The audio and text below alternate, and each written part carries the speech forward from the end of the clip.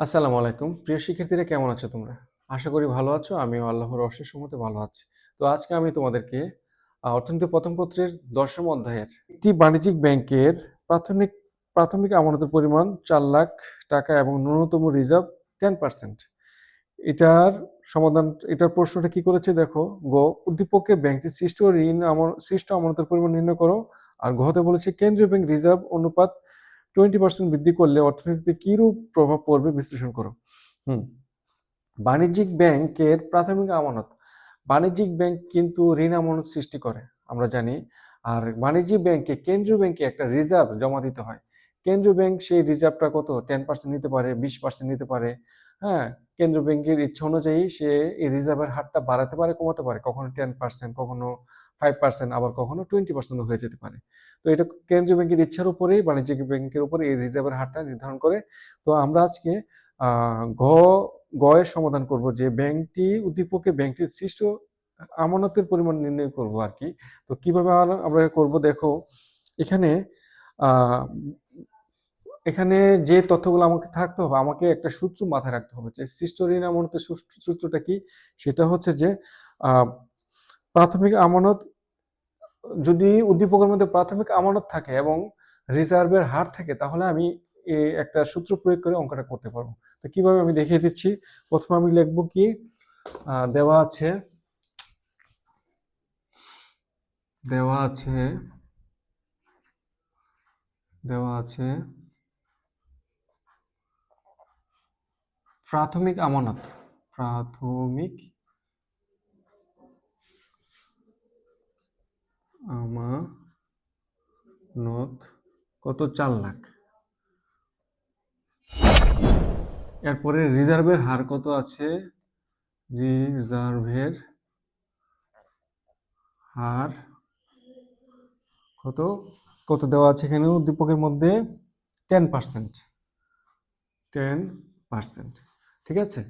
এখন তাহলে এই যে এই দুইটা তথ্য যদি তোমার উদ্দীপকে দেওয়া থাকে, প্রাথমিক আমানত ও রিজার্ভের হার, তাহলে আমি কি করব যে আমরা জানি লিখব, আমরা জানি জানি সৃষ্ট ঋণ আমানতের সূত্র। সৃষ্ট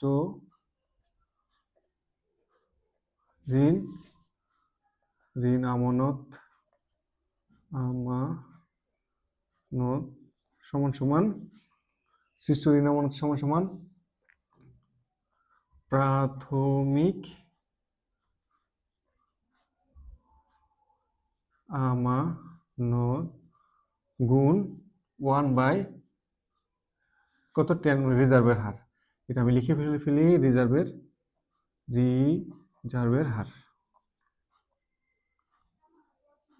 ঠিক আছে, 1/, রিজার্ভের হার। এখন আমি মানগুলো বসিয়ে ফেলি।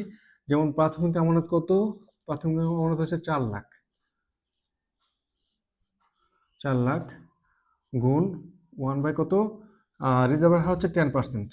10% আমি এখানে লিখবো। আচ্ছা, তারপরে আমি এটা একটু সাজিয়ে লিখি। 4 লাখ গুণ 1/, আচ্ছা 10% মানে কি।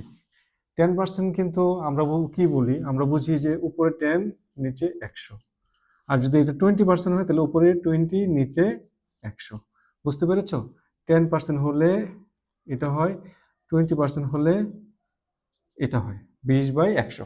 তো এখানে 10% যেহেতু তাহলে 10/100 হবে, 10/100।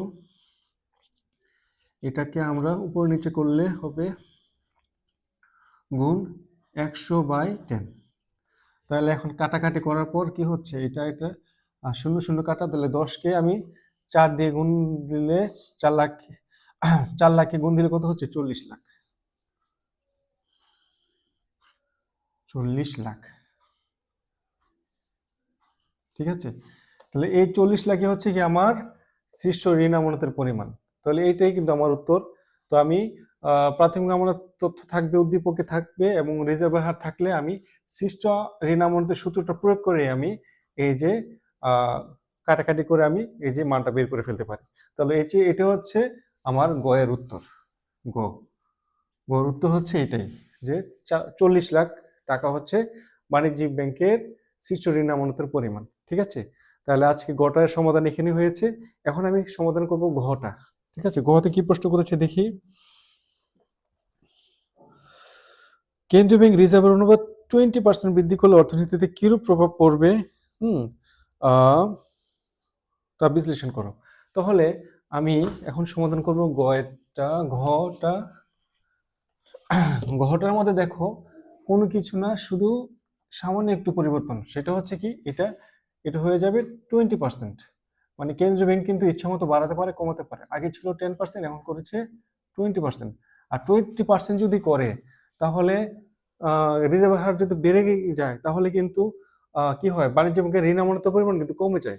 একটা কথা মনে রাখবা, কেন্দ্রীয় ব্যাংক যখন রিজার্ভের হারটা বাড়িয়ে দেয়, তখন বাণিজ্য ব্যাংক কি করে, সৃষ্ট ঋণ আমানতের পরিমাণ কমে যায়। যেমন আমরা এখন অঙ্কটা করলে সেটা বুঝতে পারবো। যেমন এখন আগে ছিল 20%, আগে ছিল 10%, এখন হয়েছে 20%, মানে কি দ্বিগুণ বেড়ে গিয়েছে। ঠিক তেমনি এই যে সৃষ্ট ঋণ আমানতের পরিমাণটা কিন্তু কমে যাবে। তাহলে দেখি আমরা অঙ্কটা করে। আমি বেশি কিছু করবো না, খালি এই যে 10%-এর জায়গায় আমি 20% লিখে দিব। দেখো আমি শুধু এখানে 20% লিখবো। মান আগের যেভাবে আছে ঠিক সেইভাবে থাকবে, আগের মানগুলো এইভাবেই থাকবে। এখন দেখো 1/, এটা হবে কত, এটা হবে 20%। 20%, তাহলে 20% হলে এখানে কি হচ্ছে যে 1 থাকবে উপরে, নিচে হবে 20/100। আর 20/100 হলে উপরে নিচে করলে এটা হবে 100 উপরে চলে যাবে, নিচে আসবে কত, 20। 20 আসবে।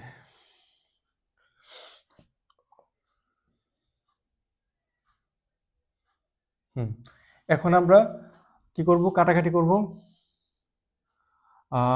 0 0 কাটা, এটা হচ্ছে 5 দুগুণে 10। ঠিক আছে? 5 দুগুণে 10 হয়ে যাচ্ছে 20 লাখ। 20 লাখ, এই যে দেখো। তাহলে আগে ছিল আমার কত, 10%-এ আমার সৃষ্ট ঋণ আমানত হয়েছে কত, 40 লাখ। আর রিজার্ভের হার বৃদ্ধি করে 20% যখন করা হয়েছে, তখন রিজার্ভের হার সরি সৃষ্ট ঋণ আমানত কমে হয়ে গিয়েছে 20 লাখ। মানে 40 লাখ থেকে কমে 20 লাখে চলে এসেছে, হ্যাঁ, নেমে এসেছে। তাহলে এভাবেই আমরা বাণিজ্যিক ব্যাংকের সৃষ্ট ঋণ আমানতের অঙ্কগুলো করতে পারি। তো প্রিয় শিক্ষার্থীরা, যদি তোমাদের বুঝতে কোনো সমস্যা হয় কমেন্ট বক্সে জানিও, আমি উত্তর দেওয়ার চেষ্টা করব। তো আজকে এতটুকুই, সবাই ভালো থেকো, আল্লাহ হাফেজ।